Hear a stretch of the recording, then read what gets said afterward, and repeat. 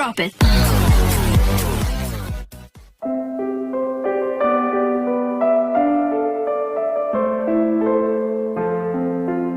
Hello students, how are you? I hope you all will be fine. Welcome to Sharada coaching academy, जिथे आपण English शिकतो खूप सोप्या भाषेमध्ये. तर विद्यार्थी मित्रांनो, या अगोदरच्या भागामध्ये आपण an encounter of a special kind या टॉपिकचे काही भाग शिकलेले आहेत आणि त्याचबरोबर त्याखालचे प्रश्नोत्तर घेतलेले आहेत. Now today we are going to learn English workshop of an encounter of special kind. See question 1. State whether you agree or disagree with the following statements. Justify your choice with proper reason. खालील वाक्य आपल्याशी आपण सहमत आहोत का नाही हे सांगायचं आहे. त्याचबरोबर आपण योग्य ते कारणसुद्धा सांगायचं आहे. Sentence A. The compound where the writer was living rich in nature's bounty. याचा आन्सर येतो yes, agree. Because the compound was luxurious with green grass, colorful flowers and majestic trees, there were many birds and langurs around. B. Holidays provide us an opportunity to read various magazines and storybooks. सुट्ट्यांमुळे आपल्याला वेगवेगळ्या magazines आणि गोष्टींची पुस्तके वाचण्याची संधी भेटते. मग या विधानाशी आपण सहमत आहोत का नाही? तर yes, because during holidays we don't have to attend school और homework. We get plenty of free time to read books. Next, C. The narrator made a mistake by saving the baby langur. त्या वानराच्या पिल्ल्याला वाचवून लेखकाने एक चूक केली. तर हे विधान डिसॲग्री म्हणजेच असहमत आहोत. याचा आन्सर येतो disagree. Because if the narrator would not have saved the baby langur, the male dominant langur would have killed it. Next, D. Animals can not convey emotions. प्राणी आपल्या भावना कळू शकत नाहीत. काही answer disagree. Because animals can convey emotions through their eyes, gestures and actions by producing different types of sounds. Next statement E. The narrator was 55 years old when this incident occurred. जेव्हा हा प्रसंग घडला त्यावेळेस लेखक 55 वर्षांचे होते. याचा answer येतं disagree. Because the narrator was 15 years old when this incident occurred. You might have understood question 1. Now see question 2. Match the phrases given in column group A with their meaning in group B. Group एमध्ये दिलेल्या phrases B ग्रुपमधल्या मिनिंगसोबत match करायच्या आहे. A. To be a part and parcel of. एखाद्या गोष्टीचा भाग असणे. याचा योग्य तो पर्याय आहे sixth meaning. To be an essential or integral part. Next, B फ्रेजमध्ये आपल्याला सांगितलेले to be engrossed in. Engrossed means तल्लीन होणे. याचा आन्सर येतं फिफ्थ मिनिंग, पाचवी. To be completely occupied in. Next, C phrase to take notice of. एखादी गोष्ट लक्षात घेणे. त्याची मिनिंग येते सगळ्यात पहिली वरची to observe and give attention. D. To figure out. Figure out means एखादी समस्या सोडवणे. याचा आन्सर येतं second meaning to be able to solve the problem. ती समस्या सोडवण्यासाठी सक्षम असणं. त्यानंतर E. To ponder over. Ponder over means एखाद्या गोष्टीवर विचार करणं. याची मिनिंग येते टू थिंक अबाउट सिरियसली. एखाद्या गोष्टीवर गंभीरतेनं विचार करणं. F. To be overwhelmed by. एखाद्या गोष्टीने भारावून जाणे. यामध्ये सातवी मिनिंग येते त्याची एफची to be affected emotionally in a powerful way. Next, G phrase in a flash. In a flash म्हणजे तत्काळ, झटपट. त्याची मिनिंग येते आठवी सगळ्यात खालची very quickly. Now see last phrase H. To find solace म्हणजेच दिलासा मिळणे. त्याचा आन्सर काय येईल? To find comfort and peace. Okay, so you might have understood matching phrases with their meanings.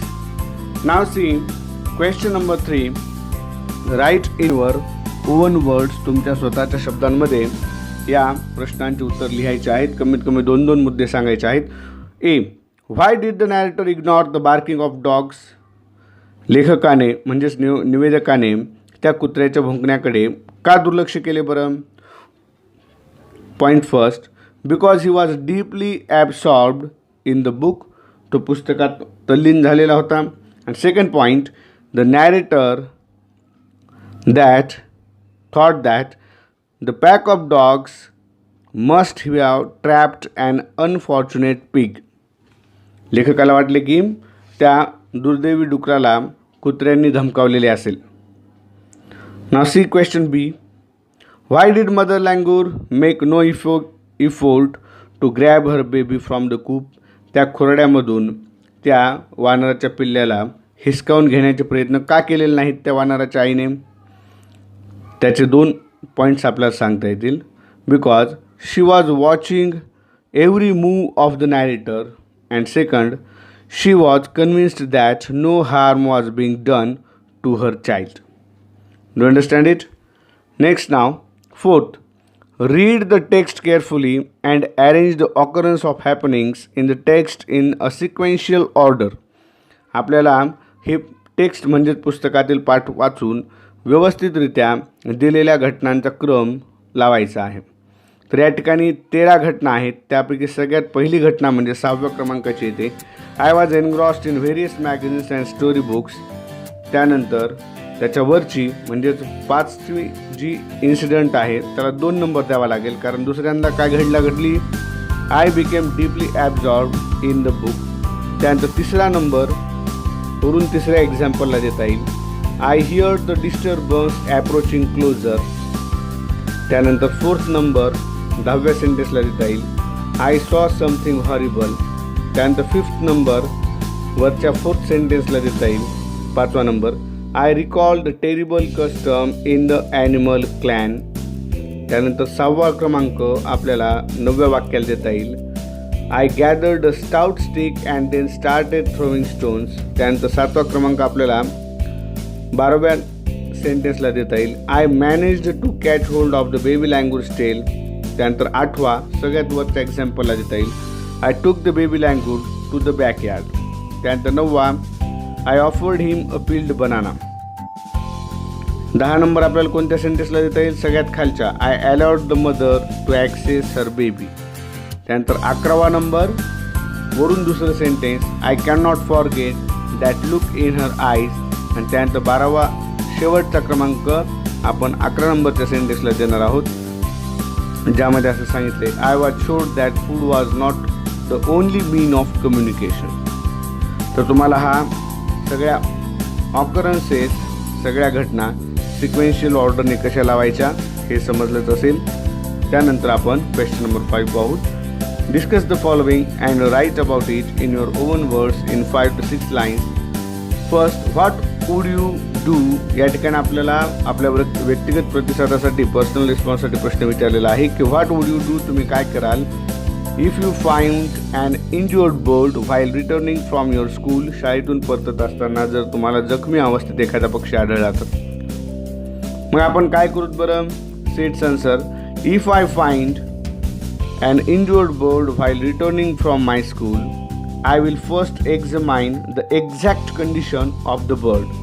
पहिल्यांदा मी त्या पक्षाची खरी परिस्थिती पाहिल काय येते. And check how serious wound it is. आणि त्याची जखम किती गहिरी आहे, खोल आहे ते पाहिल. If it is very serious, I will directly take it to the nearby veterinary clinic. जर तो जास्तच गंभीर जखमी असेल तर मी जवळच्या पशुवैद्यकीय अधिकाऱ्याकडे, एखाद्या जनावरांच्या दवाखान्यामध्ये घेऊन जाईल. If the bird is slightly injured, पण तो जर समजा त्याला थोडीच जखम झालेली असेल तर I will carry it home gently. मी त्याला हळुवारपणे आमच्या घरी आणेल. गिव्ह सम ग्रेन, त्याला काही धान्य, वॉटर, पाणी, अँड ड्रेस द वुंड, आणि त्याच्या जखमांना मलमपट्टी करेल. Now see the next question of question 5. B, what opinion do you form about the narrator. तुम्हाला या लेखकाबद्दल, निवेदकाबद्दल तुमचं मत काय वाटतं बरं, काय आहे बरं फ्रॉम द स्टोरी, या कथेमधल्या. On the basis of the story I can conclude that. ह्या गोष्टीच्या मदतीने मी समारोप करू शकतो की that the writer is kind, compassionate and helpful. लेखक कनवाळू, दयाळू आणि मदत करणारा आहे. He must be a sensitive and brave person. तो निश्चितच संवेदनशील आणि शूर व्यक्ती आहे. Because he confronted the furious male language alone. कारण त्याने एकट्यानेच त्या मारझोड करणाऱ्या नर वानराचा सामना केला. He had presence of mind. त्याला प्रसंगावधान होते. To take up a stick which was handy to strike the male langur. ज्याने एक मजबूत काठीने त्या मेल लँगूरला म्हणजेच मारधोड करणाऱ्या नर वानराला शिक्षा केली. He was understanding enough to move away and allow the mother langur approach its baby. तो समजूतदार आहे पुरेसा to move away and allow the mother language to approach its baby. म्हणजेच त्या वानराच्या आईला आपल्या पिल्ल्याला पाहू देण्यासाठी. He had sympathy and gentleness for its baby. आणि त्याच्या मनामध्ये त्या वानराच्या पिल्ल्याबद्दल सहानुभूती आणि दयाभाव होता. I hope you might understand it now. Next question 6. Complete the following and right a paragraph on each of the given activities. आता या ठिकाणी आपल्याला ह्या ॲक्टिव्हिटीज पूर्ण करायच्या आहेत क्वेश्चन 6 मधल्या. विद्यार्थ्यांनी पाहून कंप्लीट करायच्या आहेत त्या सर्व. या ठिकाणी मदर चाइल्ड रिलेशनशिपबद्दल आपल्याला कोणकोणते पॉईंट्स आढळतील. लव, अफेक्शन, केअर, त्यानंतर प्रोटेक्शन, मोरल व्हॅल्यूज, इन्स्पिरेशन. अशा पद्धतीने ह्या मुद्द्यांवर आपण काय करू शकतो, खालीलप्रमाणे पॅराग्राफ लिहू शकतो. आता सर्वांनी हा पॅराग्राफ पहा आणि लिहून घ्या. Do understand. त्यानंतर आपण नेक्स्ट आकृती पाहूया, नेक्स्ट डायग्राम पाहूया. Injured animal, how will you help. तर आपण कशा पद्धतीनं एखाद्या इंज्युर्ड ॲनिमलला मदत करू शकतो. त्याला carry to animal safe place, washing wounds, apply antiseptics, provide water, food, protect from predator.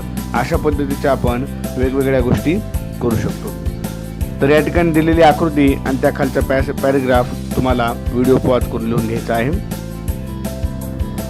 Next question number 7 पाहू. Work in pairs and make as many words as you can. जितके पाहिजे तितके शब्द तुम्ही तयार करू शकतात. Using letters in the word encounter. Encounter या शब्दामधले अक्षर वापरून. या ठिकाणी आपल्याला बॉक्समध्ये दिल्याप्रमाणे 3 लेटर वर्ड्स तयार करायचे आहेत, 4 लेटरचे वर्ड्स तयार करायचे आहेत, त्यानंतर 5 किंवा 6 लेटरचे वर्ड्स तयार करायचे आहेत. या ठिकाणी तुम्हाला स्क्रीनवर दिसत आहे कशा पद्धतीने आपण 3 अक्षरी, 4 अक्षरी किंवा 5 किंवा 6 अक्षरी शब्द तयार केलेले आहेत. ते सर्व पाहून विद्यार्थ्यांनी लिहून घ्यायचे आहेत. ओके. नाव सी क्वेश्चन नंबर 8. यामध्ये आपल्याला ट्रान्सलेट करायला सांगितलेलं आहे. Translate the following proverbs in English. यामध्ये आपल्याला दिलेली मराठी म्हण जी आहे ती इंग्लिशमध्ये ट्रान्सलेट करायची आहे. फर्स्ट, जनसेवा हीच खरी ईश्वर सेवा. जनसेवा हीच खरी ईश्वर सेवा. तर या ठिकाणी आपण इंग्लिशमध्ये काय म्हणू शकतो,